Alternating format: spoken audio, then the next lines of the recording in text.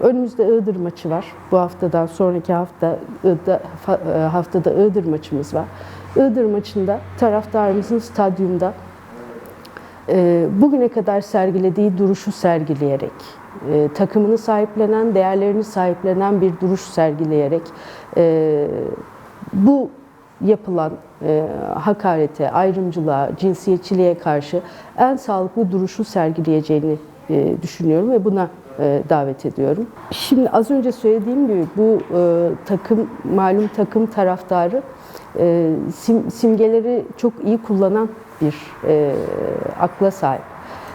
Bu akıl nereden gelir, kim yönetir bilmiyorum ama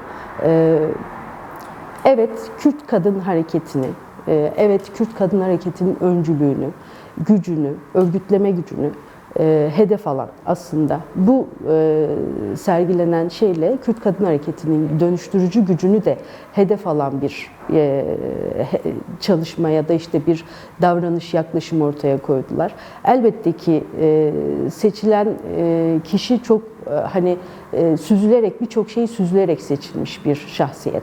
Leyla Zana şahsında kadın kimliği, Leyla Zana şahsında Kürt kadın mücadelesi ve bunun dönüştürücü gücü aslında hedef alınmıştır.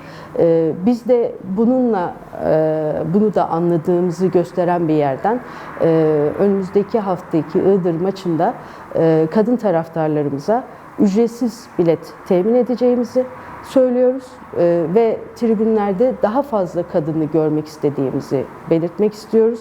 Bu anlamda buradan da çağrımdır. Bizim Iğdır Spor maçımız kadın taraftarlarımıza ücretsiz olacaktır. Sadece bunun için yapmaları gereken şey kadın merkezlerimize, belediyelerimizin her ilçede mevcut olan belediyelerimizin kadın merkezlerine giderek burada TC kimlik numaralarını vermeleri gerekiyor.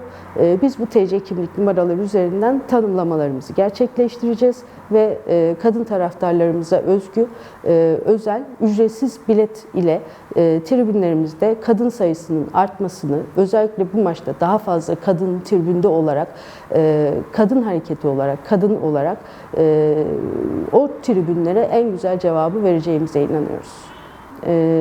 Ahmetspor taraftarını, Ahmetspor camiasını yürekten kutluyorum.